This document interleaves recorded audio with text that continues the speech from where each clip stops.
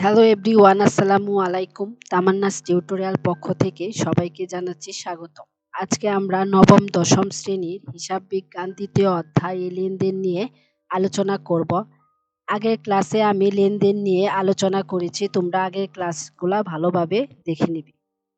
আজকে আমি এই অধ্যায়ে সৃজনশীল 1 নাম্বার অঙ্কের সমাধান করাবো। চলো আমরা অঙ্কে চলে যাই। আগে আমরা ডাকটা ভালোভাবে পড়ে নিই। এখানে বলেছে রিফাত এন্টারপ্রাইজ একটি ব্যবসায় প্রতিষ্ঠানে 2017 সালের ডিসেম্বর মাসে উক্ত ব্যবসায় প্রতিষ্ঠানের ঘটনাগুলো সংঘটিত হয়েছে।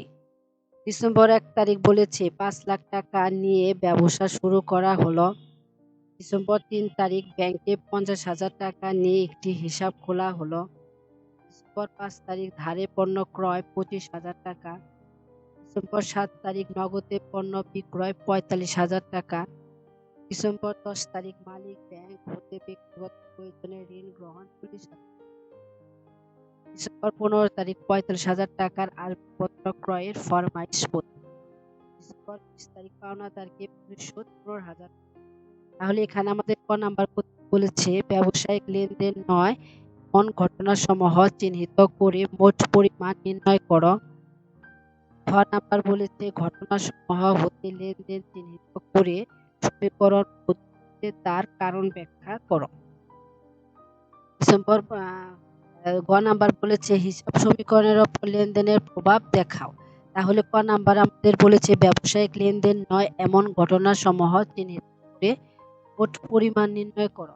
তাহলে এখানে কোনগুলা লেনদেন নয় আমাদেরকে চিহ্নিত করে তার মোট পরিমাণ নির্ণয় করতে বলছে। এখানে বলেছে 10 তারিখ মালিক ব্যাংক হতে ব্যক্তিগত প্রয়োজনে ঋণ গ্রহণ 40,000 টাকা। ব্যক্তিগত মালিক নিজের প্রয়োজনে ব্যক্তিগত ঋণ গ্রহণ করেছে, এর ফলে এটা আমাদের লেনদেন নয়। এখানে ব্যবসায়ের কোনো আর্থিক অবস্থার পরিবর্তন ঘটেনি, তাই এটা আমাদের লেনদেন নয়। ডিসেম্বর 15 তারিখ বলেছে 45,000 টাকার আসবাবপত্র ক্রয়ের ফরমাইশ প্রদান। এই ফরমাইশ ক্রয়ের জন্য ফরমাইশ অর্ডার দিয়েছে, পণ্য নেয় নাই, দেয় নাই, তাহলে এটা আমাদের লেনদেন নয়। আগের ক্লাসে কোনগুলা লেনদেন নয় সেগুলো আমি দিয়েছি। আগের ক্লাসগুলা যদি একটু ভালোভাবে দেখে নাও তাহলে সহজেই বুঝতে পারবা কোনগুলা লেনদেন নয়। তাহলে অঙ্কে করার সময় সহজে বুঝতে পারবা কোনগুলা লেনদেন কোনগুলা লেনদেন নয়। চলো আমরা ক নাম্বারের এখন অঙ্কের সমাধানে চলে যাই।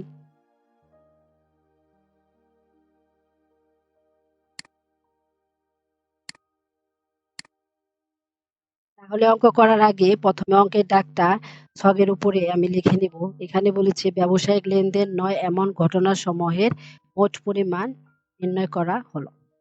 তাহলে এই অঙ্কের জন্য আমাদের 3টা ঘর দিতে হবে, আর সুন্দরভাবে ঘর না টানলে আমাদের অঙ্ক করতে অসুবিধা হবে। তাহলে আগে আমরা ভালোভাবে ঘর টেনে নেব। এখানে আগে প্রথম ঘরের নাম হচ্ছে তারিখ, দ্বিতীয় ঘরের নাম বিবরণ, তারপর টাকা। তাহলে এখানে 2017 সাল ডিসেম্বর 10 তারিখ এটা আমাদের লেনদেন নয়। তাহলে এখানে আমরা লিখব ব্যক্তিগত প্রয়োজনে ব্যাংক হতে ঋণ গ্রহণ 40,000 টাকা। ডিসেম্বর 15 তারিখ এটাও আমাদের লেনদেন নয়। তাহলে এখানে আমরা লিখব আসবাবপত্র ক্রয়ের ফরমাইশ প্রদান 35,000।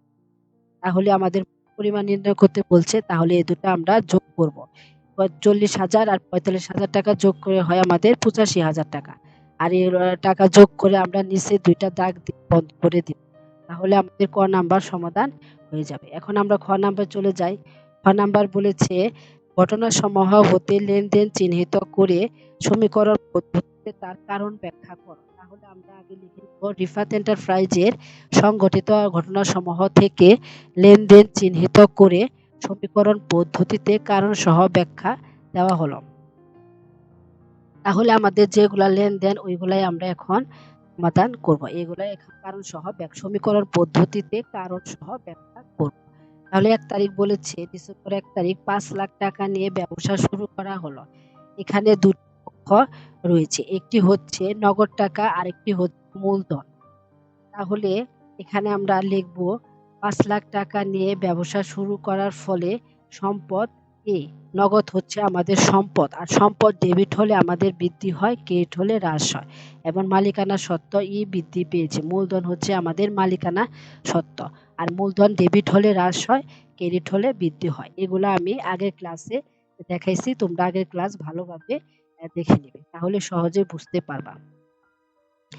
এখন ডিসেম্বর ৩ তারিখ বলেছে ব্যাংকে ৫০,০০০ টাকা নিয়ে একটি হিসাব খোলা হলো। আমি ব্যাংকে ৫০,০০০ টাকা দিয়ে একটি হিসাব খুললাম, তাহলে আমাদের সম্পদের পরিমাণটা বেড়ে গেল আর একটা সম্পদের পরিমাণটা কমে গেল। এখানে দুটি পক্ষ রয়েছে, একটি হচ্ছে ব্যাংক আর একটি হচ্ছে নগদ টাকা।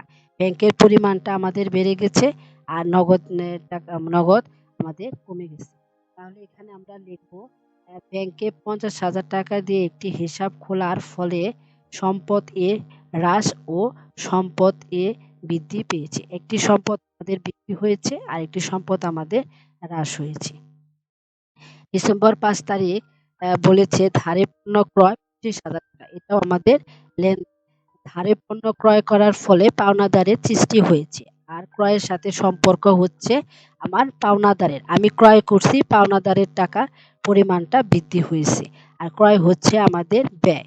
তাহলে এখানে আমরা লিখব ধারে পণ্য ক্রয় ২৫,০০০ টাকা করার ফলে মালিকানা সত্ত্ব ই হ্রাস পেয়েছে। ই হচ্ছে আমাদের ব্যয় আর ব্যয়ের পরিমাণটা হ্রাস হয়েছে ও দায় হচ্ছে আমাদের এল বৃদ্ধি পেয়েছে। তাহলে ডিসেম্বর ৭ তারিখ বলেছে নগদে পণ্য বিক্রয় ৪৫,০০০ টাকা। এটাও আমাদের লেনদেন। নগদে পণ্য বিক্রয়, আমি পণ্য বিক্রয় করছি, আমার টাকার পরিমাণটা বেড়ে গেছে, আমার নগদ টাকা আমার সম্পদ আমার এসেছে। তাহলে এখানে দুটি পক্ষের সৃষ্টি হয়েছে, একটি হচ্ছে নগদ টাকা আর একটি হচ্ছে বিক্রয়। আর বিক্রয় হচ্ছে আমাদের আয়ের পরিমাণটা বেড়ে গেছে। তাহলে এখানে আমরা লিখব নগদে পণ্য বিক্রয় ৪৫,০০০ টাকা করার ফলে সম্পদ এ ও মালিকানা সত্ত্ব ই বৃদ্ধি পেয়েছে। নগদের টাকা আমাদের বেড়ে গেছে, আমাদের বিক্রয়ের পরিমাণটাও বেড়ে গেছে। আর এখানে তারপরে ২০ তারিখ বলেছে পাওনাদারকে পরিশোধ ১৫,০০০ টাকা। এটা আমাদের লেনদেন। আমি পাওনাদারকে পরিশোধ করে দিয়েছি ১৫,০০০ টাকা, তাহলে আমার নগদ টাকা চলে গেছে। তাহলে এখানে আমরা লিখব পাওনাদারকে ১৫,০০০ টাকা পরিশোধ করার ফলে সম্পদ, নগদ হচ্ছে আমাদের সম্পদ ও দায় দুটাই আমাদের হ্রাস পেয়েছে। তাহলে আজকের অঙ্কে আমি সৃজনশীল ১ নাম্বার অঙ্কের ক ও খ নাম্বার অঙ্কের সমাধান দিলাম। নেক্সট ক্লাসে আমি গ নাম্বার অঙ্কে সৃজনশীল ১ নাম্বার গ নাম্বার নিয়ে সমাধান দিব। পরবর্তী ক্লাস দেখার জন্য সবাইকে স্বাগত। আমার চ্যানেলটিকে সবাই সাবস্ক্রাইব করবে, লাইক করবে এবং শেয়ার করবে। সকলকেই ধন্যবাদ।